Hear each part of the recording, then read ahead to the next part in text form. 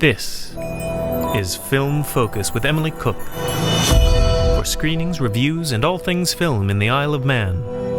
Hi, I'm Emily Cook. And welcome to my look at all things film on the Isle of Man this week. Hi, I'm Emily Cook and welcome to the second episode of Film Focus, the New Year edition. This episode is about inspiration and new beginnings, so come with us as we step into the bright lights of 2016. In this episode, I'll be joined by my co-host Sarah and we'll discuss new releases Daddy's Home, The Revenant and Quentin Tarantino's latest, The Hateful Eight. I'll also chat with a special guest from the film and television industry. We'll let you know of any filmmaking opportunities and events on the horizon, and as if that wasn't enough, we're going to be revealing our top 5 inspirational films to watch this January. Each episode, I'll be joined by our resident film fan Sarah, who watches at least 7 feature films a week. She'll be updating us on her 500 film challenge a little later. Hello Sarah. Hello Emily, how are you? I'm excellent, thank you. It's lovely to have you back joining us again. Thank you very much. Happy New Year. Happy New Year to you too. And Happy New Year to everybody listening as well. Let's take a look at our featured films this week.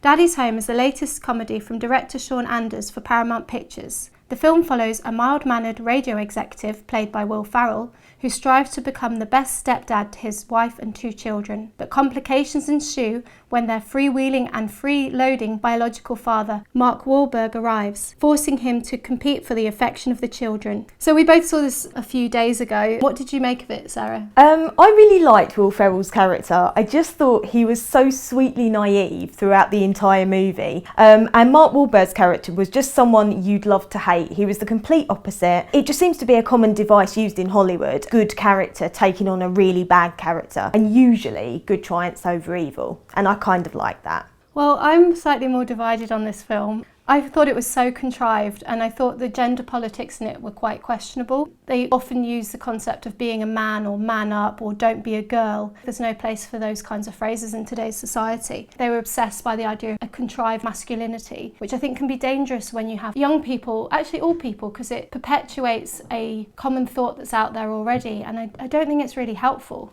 I don't think it's responsible for them to have it in that film, even if it's done in a light-hearted way. Yeah, I can see what you mean. It's interesting you mention about sexism because Will Ferrell has actually relatively recently launched a female-focused arm of his production company, which I think is a great thing. He gets a few redeeming points for that in that case. I did actually end up asking for a refund for the film. Oh my God, did you hate it that much? Not because I hated it, because there was actually a problem with the screen, it was flickering. So if you do have an issue with a film that you've watched, the quality of the film, the product you've been sold is not the experience that they are saying that they will give you. So do actually challenge them on that, because that's the only way we'll keep quality in cinema.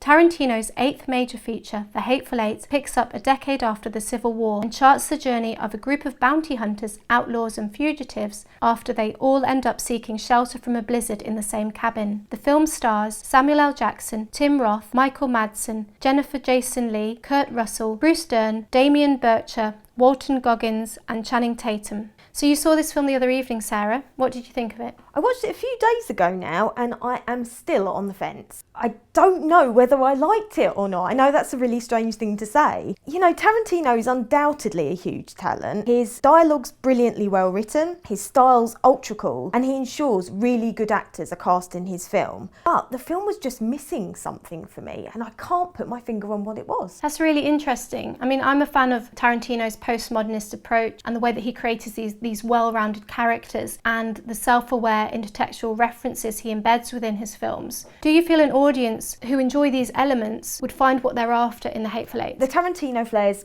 there, definitely, but I'd say it's not as in your face as something like Kill Bill, not as stylised. It's dialogue-driven and has very little violence for quite a large part of the film, so I think some fans might be knocked off balance by that, but that's not to say that that's necessarily a bad thing. Yeah, this film would sit pretty well within his slate. Yeah, I agree. With 4 Golden Globe nominations, The Revenant tells the story of Hugh Glass, a frontiersman on a fur trade exhibition in 1920s Montana and South Dakota. We follow his quest for survival after he's brutally mauled by a bear. The film stars Leonardo DiCaprio and Tom Hardy. So a film with Leonardo DiCaprio and Tom Hardy, I mean, surely that's a winning combination from the off, Sarah. I think both of them are incredible. They are such great actors, they just draw you in. But I am absolutely not a fan of Inritu. I didn't like Birdman, and I know I'm going to incur hatred for this. This is the film's director you're speaking about. Yes, indeed. And I didn't like Babel either, and both of them are massively critically acclaimed, but I don't get it. But I just think he's a little self-indulgent. From what I read, Leonardo DiCaprio actually commented that the film is meant to be an immersive experience, that the director was wishing to make the audience feel like a character themselves. He describes the aim of the effect to make the audience feel like a strange delusional wanderer watching the chaos ensue in front of them. I can certainly see why he would say that, and I wouldn't necessarily disagree either. There are certain devices employed by Inritu to make everything very close. There's some stunning landscape shots so that you really feel the kind of cold atmosphere that they're in, but it just doesn't emotionally connect with me for some reason. The Revenant might have brought Leonardo DiCaprio one step closer to Oscar Gold, but it nearly killed the actor in the process. He mentions that there were 30 or 40 sequences that were some of the most difficult things he's ever had to do. These included going in and out of frozen rivers, sleeping in animal carcasses, what he ate on set, and the freezing cold that he had to endure, with the threat of hypothermia constantly. I read he was actually, a vegetarian, and he chose to eat the liver of an animal. He was really into that role. I think that's dedication and reason enough to go and watch the film for that alone. Each episode we discuss a film genre, theme or topic.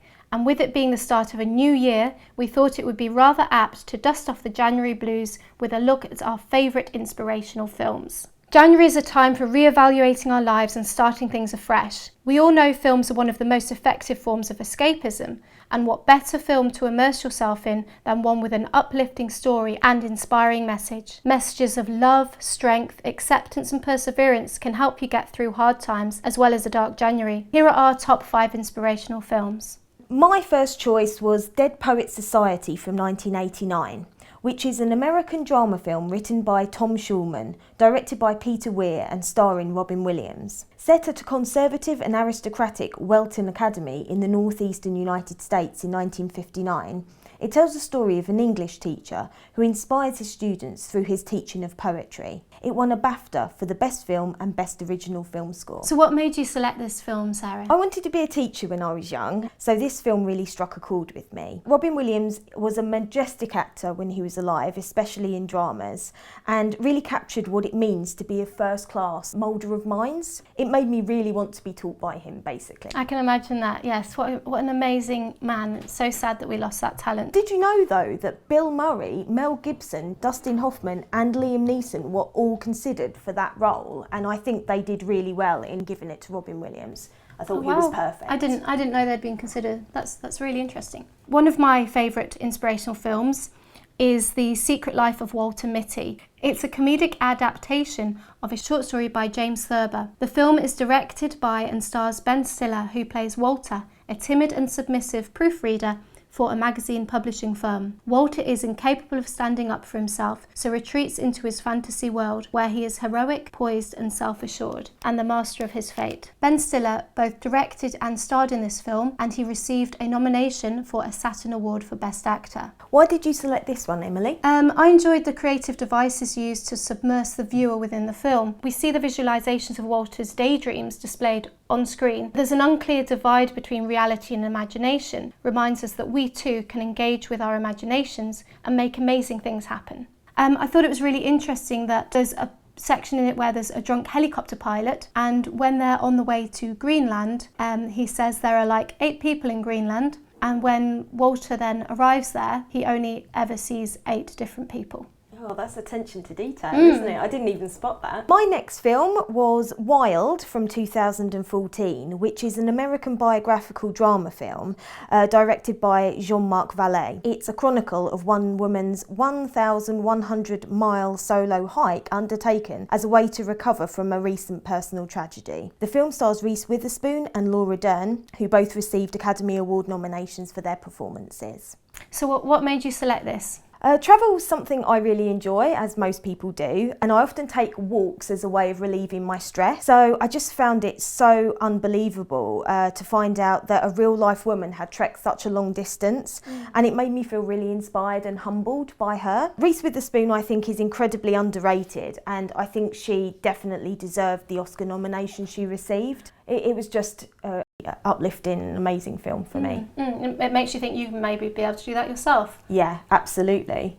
It's interesting to find out in some research that I did that the young Cheryl is portrayed by the daughter of Cheryl Strayed, who the movie's based on, and she also has a cameo in the movie. I love secret cameos. Speaking of which, there's one in my next film. I've selected The Pursuit of Happiness. Will Smith and his son Jaden star in this moving tale inspired by a true story of Chris Gardner, a San Francisco salesman struggling to build a future for himself and his 5-year-old son Christopher, who's played by Jaden Smith. Will Smith was nominated for an Oscar for his leading performance. Why do you love this one so much, Emily? I'm a massive fan of Will Smith, naturally. Found this film to be emotionally engaging, challenging and uplifting. Seeing a character with honourable motives striving to succeed against adversity reminds us what we too can achieve when we put our minds to it. The parallel between the actor's on-screen relationship and off-screen relationship make for powerful and compelling viewing.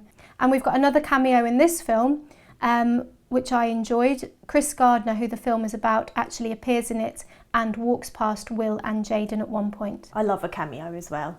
The last film that really stood out for me was Field of Dreams. It's a fairy tale celebration of the love of baseball, adapted by the screenwriter-director Phil Alden Robinson from W.P. Kinsella's novel Shoeless Joe. The film tells the story of Iowa farmer Ray, played by Kevin Costner, who, after hearing a mysterious voice one night in his cornfield saying, "If you build it, he will come," decides to act. Despite taunts of lunacy, Ray builds a baseball diamond on his land. So I'm guessing you don't have to be a baseball fan to find this film inspirational. Why did you select it? The film is really inspirational to me because it's basically about someone throwing caution to the wind and doing something that other people would consider foolhardy, in the hope that something beautiful is going to happen. And I think that speaks to everybody.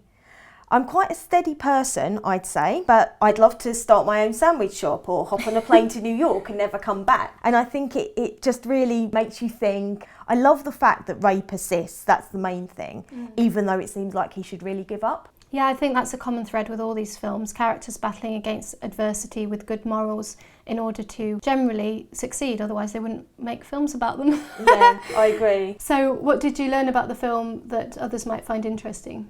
If you type in a certain longitude and latitude into Google Maps, you can find it on IMDb. I won't try to read it all out. You can find the location of the field built for the film. So it is actually still standing and you can visit. We asked you on Facebook about your favourite inspirational films. Melody Brieri, a makeup artist in London, suggested The Theory of Everything, starring Eddie Redmayne. An excellent choice. Andy Hardy at the Courthouse in the Isle of Man recommends American coming-of-age comedy Ferris Bueller's Day Off. I love that one. And Manx Gaelic singer Ruth Keggin and filmmaker Selena Hooper plumb for Pitch Perfect 1 and 2, and I love both of those as well. They're good fun. Yeah, some really good suggestions there to add to the list. Thank you so much for getting in touch. We always love to hear from you through our Facebook page and blog comments. You'll find more on this topic, including trailers, posters and links to the film on our blog. Links can also be found in the video and audio file description box below. Here at Film Focus, we love to speak with special individuals from the world of film and television, and this episode is no exception. This week we're focusing on filmmaker, artist and activist Richard DeDomenici, whom I met a few weeks ago whilst working on BBC4's Live from Television Centre. He's a true creative tour de force, having made over 50 films in 2 years. It's unbelievable. I joined Richard the other day at a London studio to chat about his work, the Redux Project, and his mission to subvert the Hollywood feature. Today we're in a recording studio in Shoreditch in the heart of London's East End. I'm joined by activist, performance artist and filmmaker Richard DeDomenici. Hello Richard. Hi, I'm feeling very excited. I've never been on a podcast before. We actually met a couple of weeks ago whilst working on BBC4's Live from Television Centre programme, and since then I've enjoyed getting to know your work as a filmmaker. Over the past few years you've been engaging with what you call your Redux Project, recreating scenes from feature films such as Jurassic Park, the Bourne trilogy, The Matrix, to name a few of many. What inspires you and motivates you to create these reduxes, and what do you hope they will achieve? Basically, the project started 2 years ago by mistake. I was asked if I had any ideas for a performance in a cinema in Bangkok. I came up with a few ideas, one of which was to remake some scenes from a local film on an extremely low budget and then show them in the cinema. So it'd be like an artist coming to the place, learning about the local culture and then subverting it slightly, but also embracing it and celebrating it. So I did lots of research, and eventually I found this romantic comedy called Bangkok Traffic Love Story. We shot it in a couple of days. I edited it in a couple of days and then we screened it. So it's a very quick turnaround. And I didn't know what people were going to make of it. I thought they might be offended that this white Western guy was coming over and parodying a bit of their local culture, because it was top film of 2011.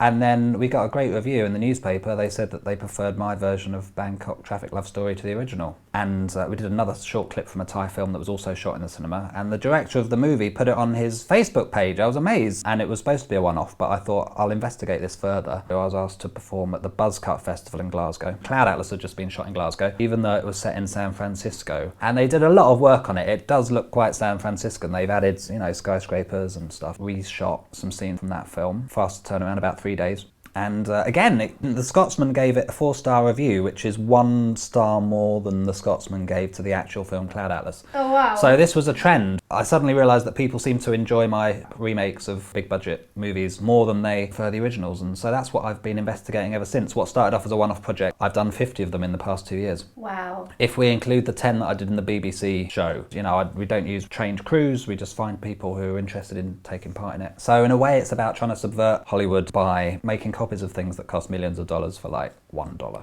So subverting Hollywood is your main goal with this, and also giving people an opportunity to work on films which they might not otherwise have the opportunity to work on. In recent years, there's been a huge increase in the amount of remakes and sequels and prequels and reboots. So the Redux Project kind of comments upon that, critiques it, and also celebrates it in a way and contributes to it by making remakes of reboots. Ironically, I'm hoping that by remaking all these things that are already quite derivative, that it will encourage people to make something new, because everyone has got the potential to make a movie in their pockets. You can shoot something and edit it on an iPhone. It's amazing. We've all got the potential to create our own culture.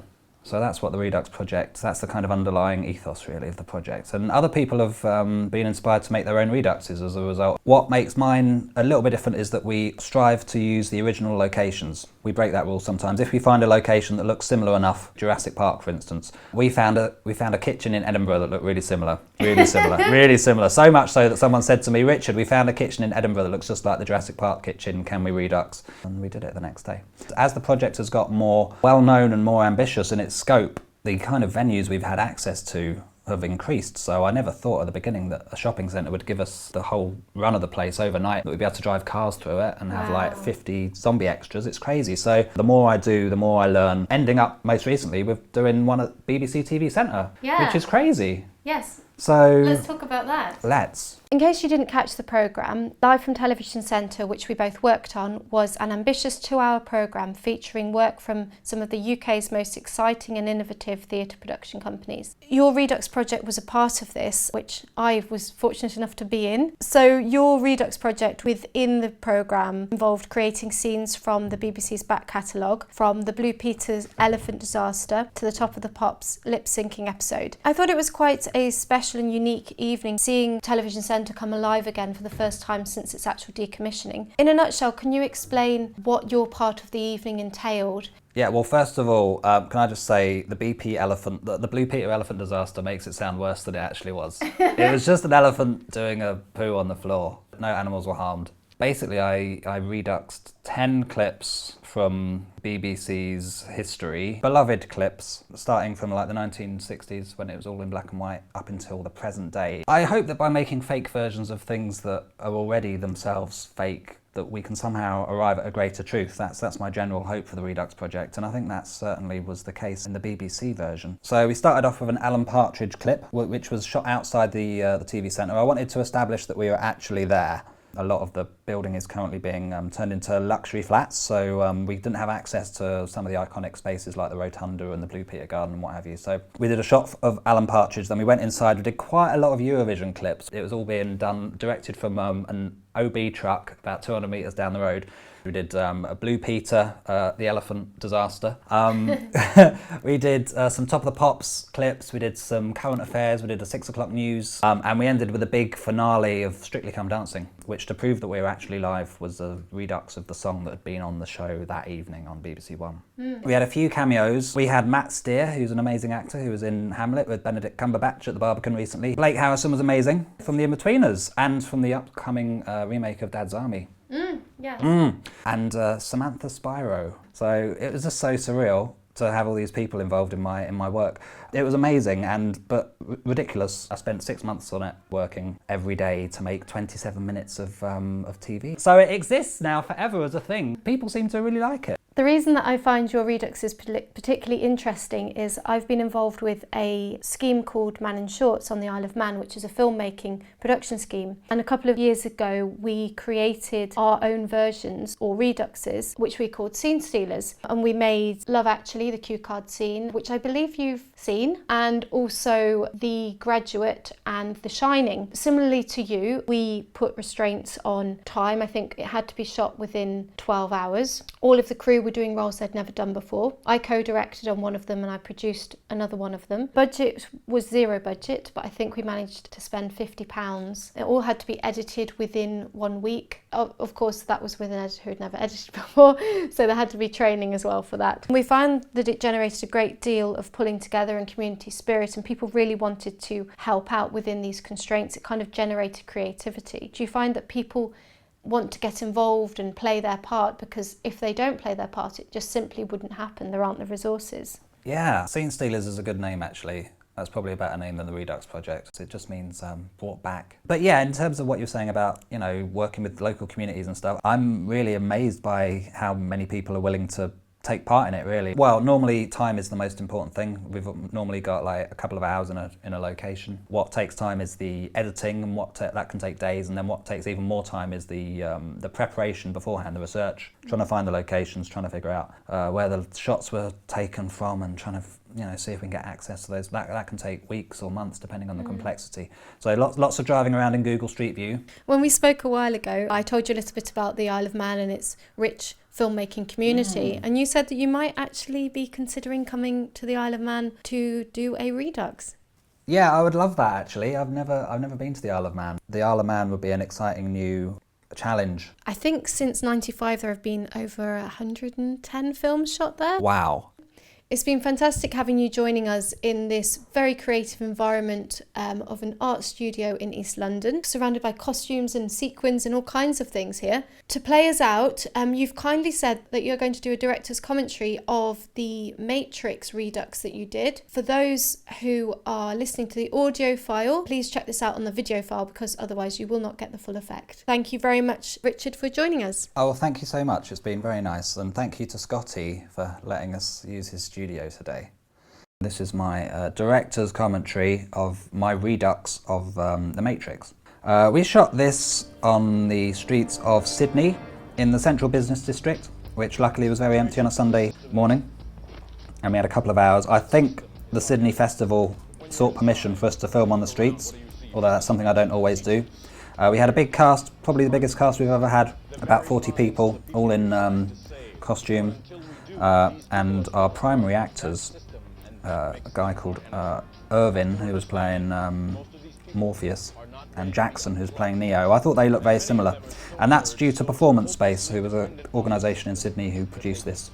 My friend Xanthi was the woman in the red dress, thank you to her. We did 4 reduxes in Sydney, and I don't know, it's probably people's favourite redux. Particularly the bit where we stop time. Originally I was going to use special effects to achieve this, but it would have taken too much time, so I just got everyone to stand very still, apart from one member of the public who's just walking in the background, didn't realise what we were doing. Ruins it a little bit, but hey, that's the spontaneity of the Redux Project. We also had pigeons on sticks to sell the gag that we'd frozen time. That wasn't my idea, that was Talia's idea. She worked at Performance Space, so thank you for that idea. That really helps to sell that we've frozen time, I feel. And the costumes were great. We found a great leather coat, and the guy who was playing Keanu Reeves, Jackson, he was actually a bit too good. I think he was an actual actor. We don't normally use actors, but if one wants to be in it, I'm not going to say no. His acting was better than Keanu's. And it took me ages to put the reflection of Keanu Reeves into Morpheus's glasses. That's what most of the editing time went on. I'm very proud of it, though. I think it really helps to sell the gag. This is also the place, shortly after this Redux was made, a terrorist attack happened in St Martin's Place. You might remember it, in the Lint Cafe. This often happens after I go to a place with the Redux. Something awful happens in Bangkok. There was a military coup shortly after I was there, so be aware of that if you're going to ask me to do any Reduxes in your place of where you live. Something terrible might. I don't know if there's a correlation, but there's not necessarily causation, as there's not enough evidence yet to support that. You won't have to. People really like this one. I had to kind of grade it afterwards. I edited it in a couple of days. And basically the grading involved making it go a bit green, because that's kind of the general tone of the Matrix films, is kind of green. And we couldn't turn the fountain off, so that's still going in the background. So yeah, we had loads of amazing participants, and I edited it and screened it a couple of days later at the Carriage Works in Sydney, and hundreds of people came and it got great reviews. And since then we've done loads of other ones in other parts of the world. So, and it's still going. So watch out for it. It might be coming to a place near you soon.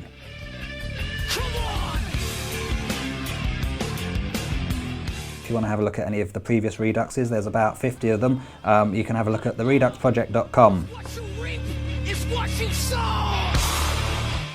I love what he's trying to do. I really do. I love this idea that he's trying to encourage people to do things on a shoestring. I loved his attitude. He had like such an amazing lust for life and lust for what he's doing. The availability of technology, as he shows, demonstrates that actually there's no reason not to do it. So go out there, be inspired, and take a leaf out of Richard DeDomenici's book and make things happen. If you caught our previous episode, you know Sarah is embarking on an exciting journey to watch over 500 films over the next year. That's on average 46 films a month, 9.6 films a week, and 1.36 films a day. That's incredible. I'm loving doing this challenge. You know, as I've already said, it's such a cool thing to do. I love watching films, and it is a challenge, you know. Despite the fact that I watch loads, it's proving to be quite a lot of hard work. Yes. I have to say my favourite film so far was probably A Walk in the Woods, another massively inspiring movie, so in keeping with what we're talking about today. So people can actually follow your progress by heading over to YouTube and searching for Sarah 500 Film Challenge. We'll include a link as well on our blog page. And add comments, please. I want some suggestions from you guys, so please. Absolutely. Let Sarah know what you want her to watch. How many have you watched now? Approximately 35 or so. 35 films in about 3.5 weeks. That's quite epic. Thanks, Emily. It's been a real pleasure being here with you again. But before we draw things to a close, are there any filmmaking events that we should know about coming up on the Isle of Man? I'm pleased you asked that, Sarah, because yes, Film Production Training Scheme Man in Shorts are running a number of filmmaking meetings and workshops throughout 2016, including workshops in production, acting, directing, sound and screenwriting. All of the workshops are free, so please do, if you are interested, get in contact with Nadine and she will put you onto the courses if there is space, but I know that they're filling up very quickly. Her email address is nadine@isleofmanfilmfestival.com. And in other film news, films in Peel are closed for renovation this month, but they're happy to be back in February to provide you with more film screening events. If you've enjoyed listening and would like to keep up to date with our daily posts, please find us on Facebook. Simply search for Film Focus. Thank you for joining us for our second ever episode of Film Focus. Please check out the links in the audio and video descriptions below for more from us. You'll be able to find a blog post on this episode over on our site featuring related links, movie posters, trailers, and a summary of our thoughts this week. There's also a space to leave your comments and have your say. We'd love to hear from you. We'll be back soon with more from both Sarah and myself. Do join us then. Thanks for listening to Film Focus with Emily Cook. Happy movie going!